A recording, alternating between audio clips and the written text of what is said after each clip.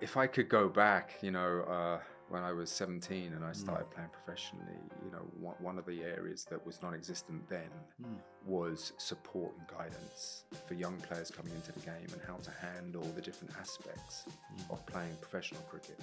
And when I went into the England team at 21, I still had no idea of how to handle, if you like, the PR side of things.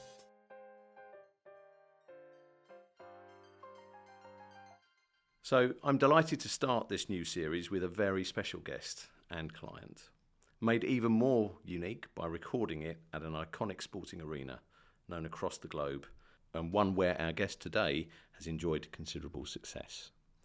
So it's a real honour for Miranda and I to be here at the home of cricket, Lord's Cricket Ground. Our guest today is none other than one of England's finest male cricketers of the past 30 years, Mark Ramprakash. Mark, welcome. Thank you. So, thank you for your time today. But before we kick off, what have we missed? That's such a distinguished history and list of achievements. I'm always intrigued when we meet someone with such an enviable record as to which of those elements of your life, and in particular those elements you reflect on most as being the most important things. Well, thank you for that introduction. Now, you mentioned that I'm a batsman. I did take 4 test wickets. Well, actually, I should qualify that. I happened to be bowling when 4 people got out. I could talk you proper all-rounder. Yeah, exactly. Look, I was incredibly lucky. I signed professionally in 1987 for Middlesex. I did 14 seasons there, and then I made the rather controversial move to go south of the river to the Oval and play for Surrey, and I did 11 seasons there. And I played for 25 years. I was lucky. I stayed injury free. I remained motivated to play, and so I look back with a great deal of fondness. Of course, those are the sort of professional achievements. To play for your country is everyone's dream, I would imagine. Yes. It certainly was mine at the age of 21. It was certainly mine, though I haven't fulfilled it. Okay. Yeah, absolutely. Yeah, so, I was lucky enough to make my debut at 21 for England, and that was, fantastic. People often ask me what was the best thing about being a professional player, and often it's the travelling that I've done. I've been to sort of a lot of long-haul places away, Australia, New Zealand, South Africa, the Caribbean, South Asia. So, look back with a lot of fondness on that as well. But of course, in terms of achievements, well, I've got 2 daughters. Yeah. So, though you haven't listed that there because that's not professional achievement, but clearly, probably the most important. That's your life's work. Yeah, exactly. Yeah. So that is a work in progress. Yeah, absolutely, absolutely. Miranda. My first question. Your first question. I think my first question is, how do you think that the industry has changed since you were starting out, and what really are the challenges for the young players coming through now? How is it different? Oh gosh, what a great big question. Yes, great question. I was hoping for a half volley, just to knock away. That's a good question. I suppose there are several elements really. The changing landscape of cricket, the landscape in cricket has changed hugely. Probably in the last 10 years mainly. So that is due primarily... T20 cricket was introduced in the UK in 2003, but actually it was really taken on by India, and they had a competition called the IPL, which is now currently, I think, grossing 5 billion. It's the second highest grossing sporting tournament, I think, in the world. And so what that meant was that there were the competitions were developed all around the cricketing world. So every country wanted their own short format competition because that was seen as hugely popular. A lot of people were watching it, and it brought money in, sponsorships and things like that. So as a result, we're seeing a generation of young cricketers who are very familiar with the short format and aspire to play it. Yeah. That's very different to when I played, where I think every young player aspired to be a test match cricketer. So that is a huge change, that landscape, and it means as well that coaches have had to adapt because the old school coaches would very much prepare players to play the longer format, the test match cricket that lasts 5 days. T20 is a maximum 120 balls, and as a batsman you've got to go in there and attack from ball one. So a very different mindset and a different way of playing the game, and the young people really enjoy it. They really have taken to it, and that has to some degree superseded Test cricket now. And we're seeing that in the future tours programs and the scheduling of international cricket, where the T20 has such prominence in the international calendar and English domestic calendar. So there's the format, and then there's the money that's come in, which has changed cricketers' lives hugely since I was playing. I won't name him, but a very senior player in 1993 at the end of the season, Middlesex had won the championship, so we were the best side in the country, and there was a discussion about pay, and a very senior player who had won everything in the game and who had played 60 times for England was on 23,000 per year. It's hard to believe now, because the figures are such that for one tournament, if an English player plays in the IPL, they'll probably get £1 million to £2 million just for an 8-week tournament. So clearly lives has changed. The central contracts that England players get are very substantial in cricketing terms, and will range between $500,000 to $1 million as well. And of course then you throw in outside sponsorships. So a lot has changed in that way. And of course for the young players to manage that fame and wealth can be tricky. I have to say, I think that the current group of people like Ben Stokes, Joe Root, Joss Butler, they are fantastic role models. They really handle themselves well in the glare of the spotlight, international spotlight. And I think they actually are very grounded individuals.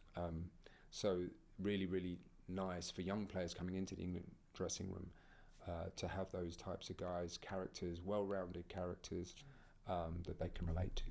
And do you think the move away to the short form of cricket rather than, what do you think of that, the difference between playing a test and playing the 2020? I'm going to sound like a really old codger now. So my belief, and it's obviously based on my own experiences, that as a young player, I played a lot of club cricket. I didn't go to a private school, so all my cricket was learned through my local club. And I played on the weekend with the local second 11, and I got to, it was a long, we normally played sort of 45, 50 over, and because of the length of the game, you had to learn the nuances of the game, teamwork, how to contribute when it became your turn. There was a lot of discussion around tactics, and so I felt the game was richer for it because it was a longer game. Yeah. And I still maintain that to this day. At Harrow School, where I work, we play around 12 matches that are between 50 and 55 overs with a red ball. And I'm keen on that because it promotes teamwork, leadership, all these different qualities. So all the qualities that we look for in the professional environment as well. I mean, it's interesting because, clearly at Harrow, it's about, we want fun and participation within the cricket programme. We're hoping that they become better cricketers, but ultimately we're trying to build characters and young men. And cricket is a game, the longer format, that can do that. It can certainly aid that process. Whereas the short format, I think, without wanting to be too disparaging, it's an individual game. It's a bit more about, well, I'm going to go out and try and, as a batsman, try and smack it around, hit a couple of sixes, play the shot of the day, not necessarily the innings of the day, and enjoy that spotlight. So I think the mentality of the two games is quite different, actually. Yeah. And would you say there's greater responsibility in the longer format? You have to play your role in the team game, whereas the shorter game, I suspect there's less consequences. People expect you to go out and score quickly, therefore if you throw your wicket away first ball, no one's going to necessarily remonstrate with you. Would that be a fair comment? Yes, well, your cricket, because I feel like that was a slightly loaded question there. But I have to agree with you. There's a very different mentality, and I think why the young players enjoy the short format is precisely because they have to go for it, but with no real consequence. When you're playing test matches, or when I was playing in the 90s, there were expectations, scrutiny, and consequence. You had to take responsibility, and so pressures came with that. With the short format, you've got to go for it. You have to be aggressive, and if it doesn't quite come off, no one is going to say anything to you. They're just going to say, "Oh well, you had a go, and it didn't come off tonight. There's a game tomorrow. Let's move on."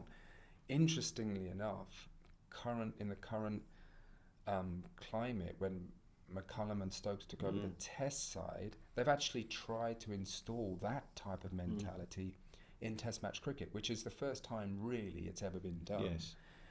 I think it's to some degree quite clever, because you're trying to play to the strengths of the modern day player. So their mindset is naturally that they want to play aggressive cricket. But equally, there's the nuance and situations that evolve over 5 days of test cricket. And so McCullum spoke recently about refinement. And that's what I think he means, is that they want to retain that go out and go for it type of attitude, but understanding that in certain situations you may have to rein it in a little bit. And the best sides, I think, are able to adapt. It just feels slightly perverse that the greatest reward financially is for the game with least consequences, whereas those you want taking responsibility don't necessarily get a reward for that, which anywhere else in life you would possibly say it's the wrong way around. But well, you're dead right, because I have this conversation all the time with people my age, and we say, well, look, for the bowlers, they have a maximum of 24 balls to bowl. They may not bowl their full quota, and they're very laid back about it. They go, well, some days I'll get hit for 6, and other days someone will get out, and they sort of almost quite sort of relaxed about it. And the same with the batters, caught on the boundary doesn't really mean anything. So I think they really enjoy the freedom that they can play with. So who were the biggest influences on your cricketing career? Father. I mean, to be fair, actually, Mum walked round the corner and brought back a little plastic cricket set when I was 3. This is like me. It's like me when I was exactly like that, So a plastic bat and ball, I wreaked havoc in the lounge.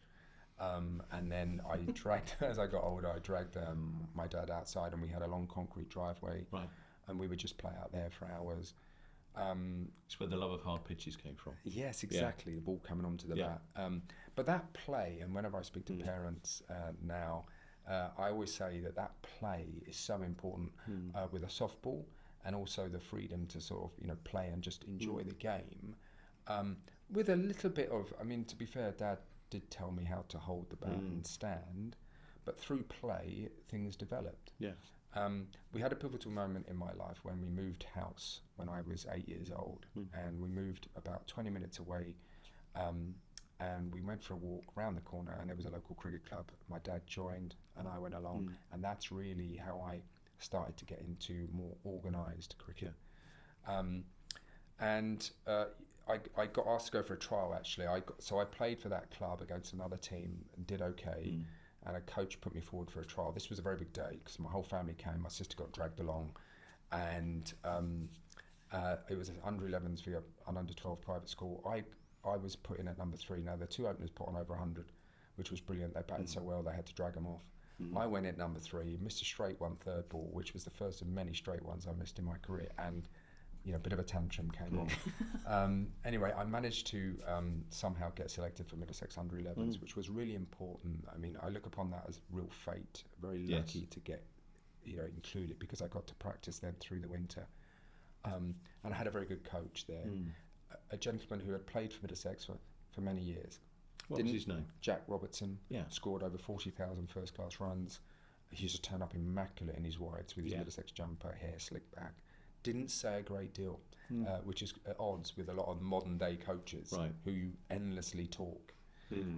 He didn't say a great deal, but for that age group, under-11s, he used to do the most immaculate demonstrations. And when he did speak, you listened. So that was an important influence. And I think to get good habits in early really helps. Yeah. So whatever sport you're playing, whether it's golf, cricket, if you can get those technical foundations in early, of course it's how you do it, how you help someone of that age trying to become slightly better but retain the fun of what they're doing. Yeah. And that's the trick of coaching, really. So I progressed up the age groups, and then I think really as I got more into my professional career, it was the influence of senior players. Okay. So Mike Gatting was the captain of England. Yes. At the time. I joined in 1987. He was captain of Middlesex, but captain of England at the time. And played more county cricket then than the England players do now, presumably. Yeah, absolutely. I mean, county cricket was really strong then because you're right, all the England players played. We had overseas players that would come and play the whole season. Yeah. All the international players wanted to play in the English domestic teams. And in fact, that's borne out by, in 1989, we signed a fellow called Desmond Haynes, who was a very famous West Indian opening batsman. So suddenly, as a young batsman, I had the captain of England, fabulous player, and this West Indian opening batsman, brilliant. I was very lucky to be able to practice with them, bat with them, and then learn from them as well. And they were good at sharing their time. Yes. Experience. Yeah, I mean, I think that's one of the things, one of the characteristics of a good overseas player is that they've got the personality not just to perform on the field, but actually to interact in the dressing room, particularly with the young players, and help bring them on. And Desmond certainly did that. Yeah.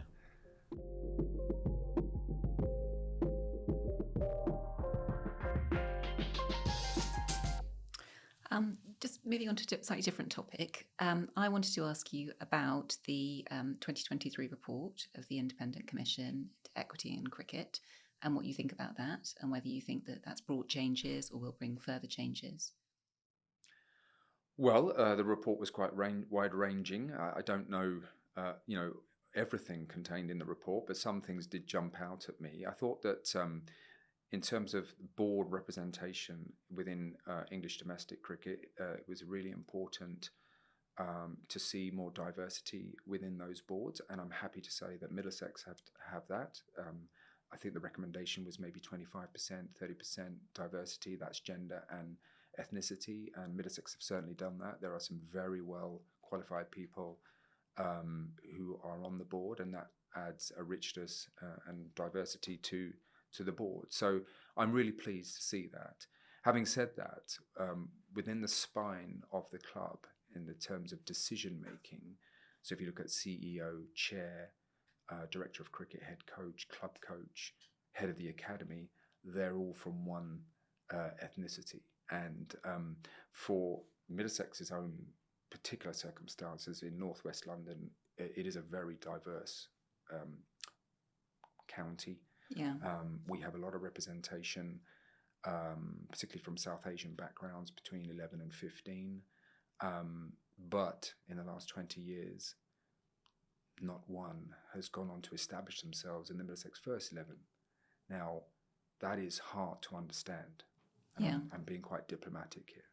So that needs to be looked at. And of course, Middlesex is not the only county. That's probably more or less the story, that particularly South Asian background cricket is hugely popular. And we need to understand why we're not transitioning more players into the first class arena.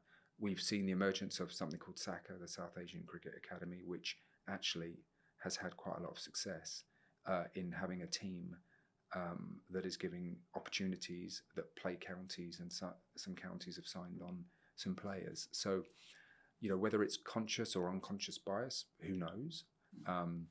But on a playing level, that's got to be looked at, and it seems to be. So, I think there are. It's an ongoing process. Clearly, it's not going to change overnight. When I speak about the decision makers within the club, I'm not a fan of bringing in people purely just based on their ethnicity. But I think that we need to be aware that there are some very well qualified candidates out there who, for whatever reason, do not seem to be getting an opportunity. So the ICEC report is the first step, but there's still quite a lot more work to be done. Yes, I think it's a good first step. I didn't agree with everything in the report. I thought that to lay the the sort of class system that we have in this country at the door of ECB was a bit harsh, I must say.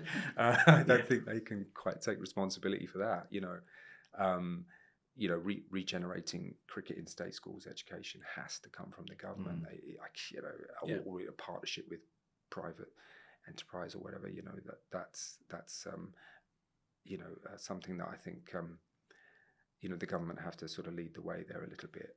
It's tricky because cricket is so facilities based in this country.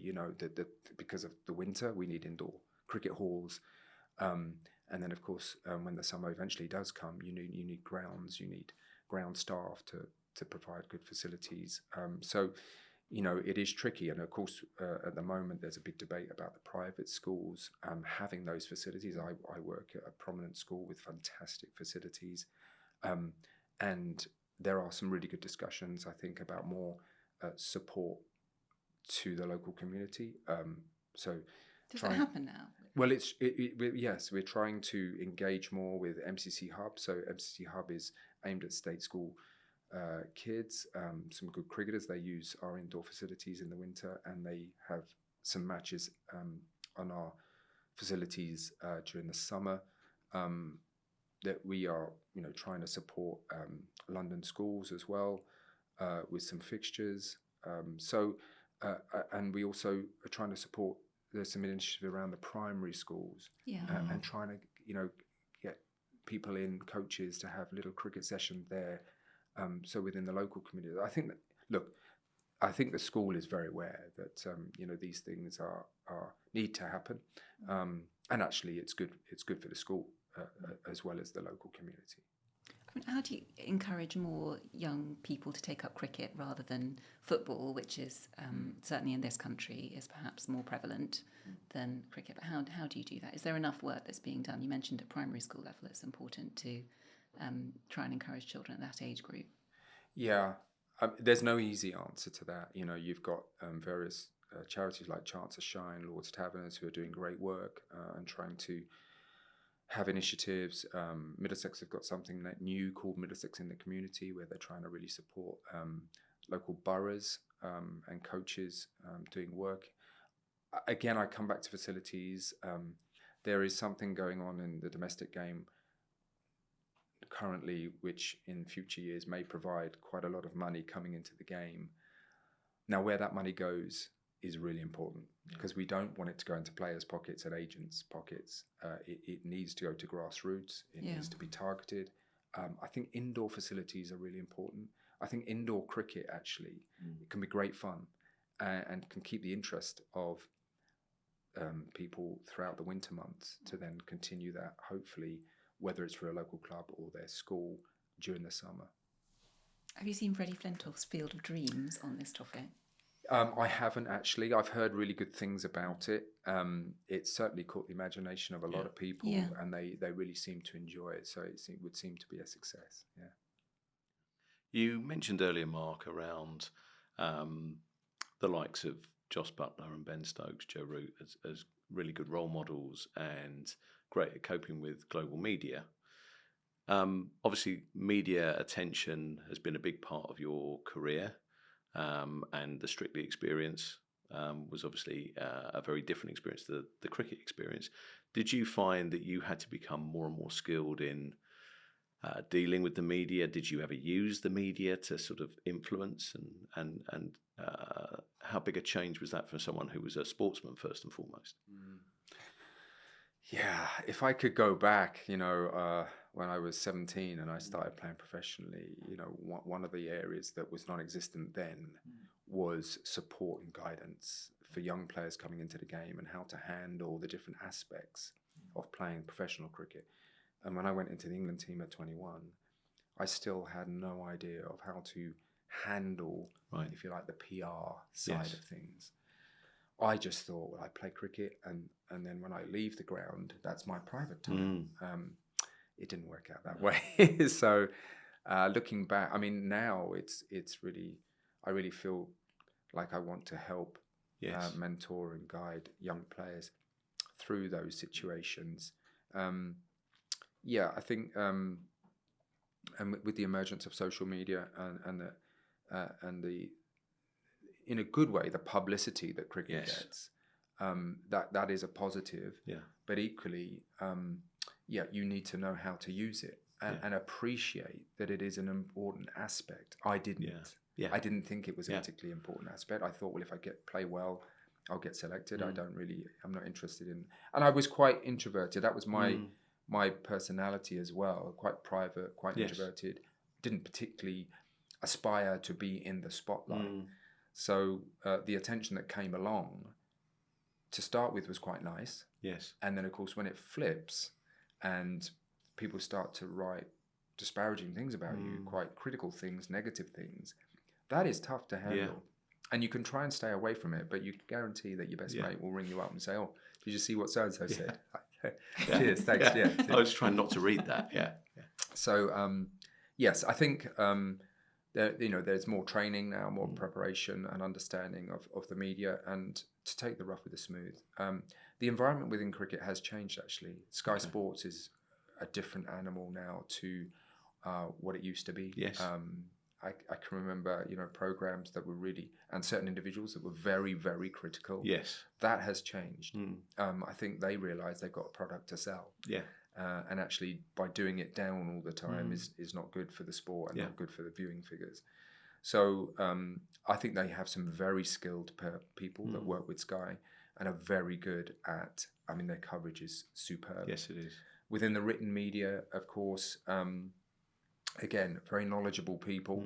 A number of former colleagues of yours. That's right. Yes, yeah. And I think that's where you mentioned about the media and relationships are so important, and I've learned that later in life. And so, if, for example, there was a positive initiative or something that you wanted to talk about with a journalist, then yes, by all means, you can pick up the phone, meet them, and have a conversation with them. They appreciate it, I think. Yes. And it can be a way of putting a positive message out there.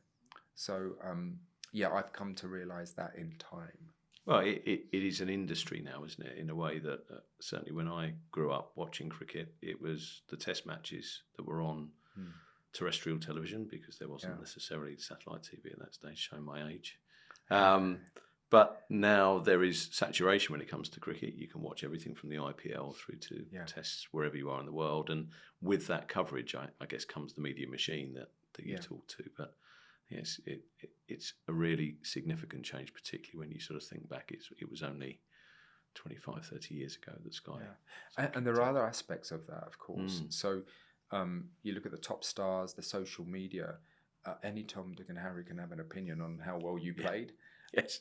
And when I was coaching with England, they would, because of the corruption rules, when we entered the dressing room, we had to put our phones in a secure box. Right. So they didn't have access to their phones throughout the day. So when the box came back in at the end of the day, of course, they all go on their phones, and they're all, every player, you look around the dressing room, they're all on their phone looking at social media. I'm like, what are you doing? Why would you do that? Especially if you've not had a great day. Yeah. So they do that. And so trying to help them navigate their way through the negativity that you can have on social media is really important, and understanding to keep some balance there. And that we know what sport's like, football fans, lots of fans can be really black and white. There's a lot of England managers out there whenever England plays. Exactly. Yeah. Exactly. So, and that can bring other, negativity for players. And that's when you start to get, you can get anxiety on performance, and then perhaps even worse, some mental health issues, being in around, not enjoying the environment that they are in, because it is pressurized. There's huge expectations, either from themselves or from others. Yeah. And the consequences if they don't play well are you're out of the team. And so it's a high pressure environment. There's a lot of psychological as well as physical pressure put upon you. How did you learn to cope with some of those challenges, and what did you find hardest in terms of the psychological preparation to play top level international sport? I didn't cope very well at all. Right. As I've said, I was introverted. Yeah. I didn't really want to be in the spotlight. I wanted private time away from the game. I never understood really how the media worked. I distrusted the journalists. Right. So I didn't really want to engage with them, which was completely the wrong thing to do. And I didn't really have anyone helping me understand, educate me about that side of things. Yes. So it was really tricky. The 90s was a very different world as well. We were very much in and out. The team was sometimes a revolving door. Yes. You played one game, you weren't sure that you would see your teammates the following game. You know, it was a really changeable environment. So yeah, I think handling that was tricky. I actually, in terms of the psychology, but in terms of performance, England employed a sports psychologist in 1998, 7 years after my debut. And I remember having a conversation with him in a place called Guyana, which is where my father's from, around the swimming pool. And within an hour, I suddenly had met someone who understood my personality. Right. And he gave me some ways, some processes to help me cope with anxiety. And it almost helped me have sort of two halves to my international career. So that was really, really helpful. And, you know, people so often think of, well, you know, you've got to practice in the nets and you'll get better. But actually, the attention to mindset and the skill of thinking clearly under pressure is really underrated. Yeah. And actually, it's a skill that can be taught, it can be learned and practiced. And I managed to do that a lot better probably in the second half of my career. Are they better at teaching young players that skill now? Yeah, I think they're more open to it. I think that sports psychologists are in and around county academies now. The language that they use, players are more open to that and familiar with it. You know, it's not looked upon as you've got a problem. It's more aiding, you know, how you approach situations, or, you know, being a professional player. So I think the sports psychology has been a real positive. And if you can get those skills in quite early, then, you know, it just it's all part of the preparation for a player to move through the different levels. And they might get picked for England under 19s, or the England Lions, or the England main team. And if you can get those habits in quite early, it can save you know, a lot of angst later on. Well, you hear people talk about the mental side of the game, which wasn't a thing. Yeah. Or it was just felt that everyone had their own approach to it, whereas it can be taught, as you say, and you can learn techniques. And we find that in our careers, which nothing to do with high-level sport, but it is the same thing. The preparation and clarity of thought and how you think is a really important skill to learn and train. I'm currently sort of learning a little bit more about something called red to blue, which is essentially the ability to zoom in and out. So you might be working on a specific problem, and it might irritate me or whatever. But can I sort of come back out and look at the big picture and put a bit of perspective on it? Recognize that I might be a bit agitated and move back into perhaps, you know, being a bit more clear and on task. So look, it's really interesting. It's got some really simple tools and methods to help people, you know, sort of get back into being, you know, at their most efficient and at their best. Yeah. We talked a little earlier about how cricket is played in different countries in the world and different approaches. Do you think the coaching strategy for young players in the game in England can compete with the coaching strategy in Asia, for example? And how have your views influenced your work at Harrow in that regard? Another very good question. To me, and I did my ECB level 4 coaching qualification back in 2006, so quite some time ago. That's the level that's aimed at first class cricket or elite cricket. I mentioned the changing landscape in the game, particularly in the last 10 years. To me, there is no coherent coaching strategy in the UK. Why is that? Well, it's because of the changing landscape. And so on the one hand, you've got this T20 explosion where some coaches, to be popular, want to coach people like baseball hitters as batsmen.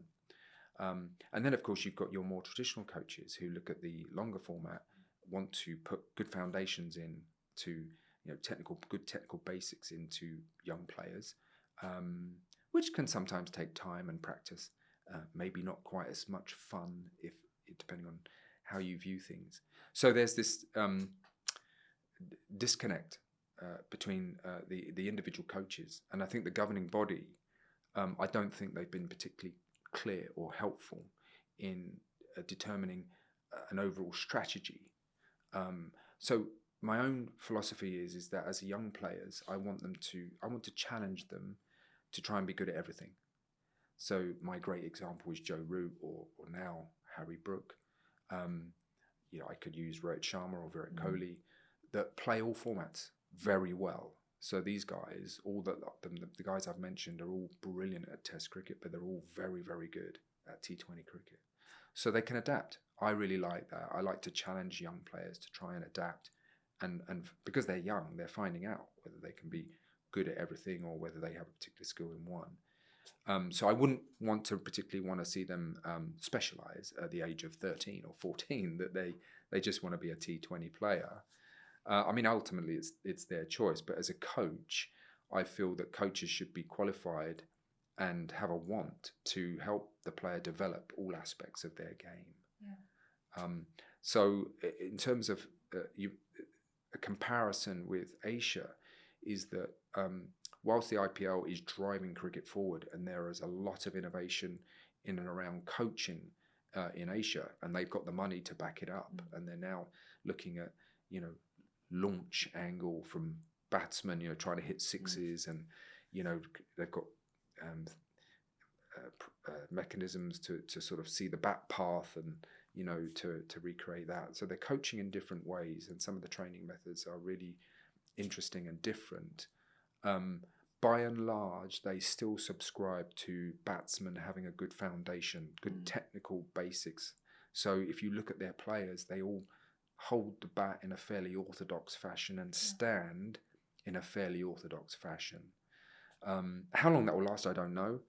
And also, it's really important their top players want to play Test cricket and be successful at Test cricket. So right now, Virat Kohli, Rohit Sharma are there playing Test cricket. Now, when they move on, the younger generation like a Rishabh Pant or Jaiswal, who are fabulous Test cricketers but also brilliant one-day players, will they still have that passion? Will they step up? Yeah. To promote Test cricket. Yeah. Ben Stokes has been really supportive of the fact that Test cricket is the pinnacle, and he's doing a great job promoting the game. Virat Kohli has been out, has said publicly that Test cricket is the pinnacle. But when those guys move on, the ones underneath, will they still promote the game in the same way? I'm not so sure. Well, that's been fascinating, Mark. We like to finish off these podcasts with a couple of quick fire questions that are a bit more lighthearted. So I'll ask you 3 or 4 of these and just answer off the top of your head. So what's the best piece of advice you've ever received? Has to be watch the ball, I guess. I know that's so obvious, but it's amazing actually that it's probably pretty critical. When you get a bit clouded, there's so much going on in your head that you forget the most obvious thing. Keep your eye on the ball. Right. What's the favourite thing about what you're doing at the moment? Your current roles? Hugely rewarding. To help and guide, mentor young people. Very rewarding. Advice you'd give your 20-year-old self? Wow. Just changing it up. Yes. Well, I'm sure all my friends would say self-awareness, emotional intelligence, those sorts of things. That probably didn't exist then. Emotional EQ. And my favourite question, who would play you in a film about your life? Who could he? It's a bit about, De Niro, maybe a little bit. De Niro. Very good. Very good. Thank you, Mark. Pleasure. Thank you, Miranda. Today's conversation has been a fascinating one for me personally. The themes that have come out have been the need for fun, generosity of spirit, diversity, mental preparation, all the elements that go into making a top-class batsman, cricketer, actually come down to top qualities that you want in young people in life generally. And I think that last answer, that piece around being not Robert De Niro, but the mentorship and the importance of guiding people through life, I think has been fascinating to hear. So thank you ever so much for sharing that with us. Miranda, any takeaways from you? Thank you, Mark. Pleasure. That was really, really interesting. Thank you for doing that so comprehensively as well. And also thank you for being here at Lords, which is such an amazing ground and so full of history, the history of the game and of our country. Thank you. So thank you, Mark. Thank you, Miranda. And thank you to all of you for listening. We hope you've enjoyed this client conversation. And as always, if you want to listen to any of these podcasts, please visit the Charles Russell Speechlys website. You can also find our podcasts on Podbean, Apple Podcasts and Spotify. And until the next one, goodbye.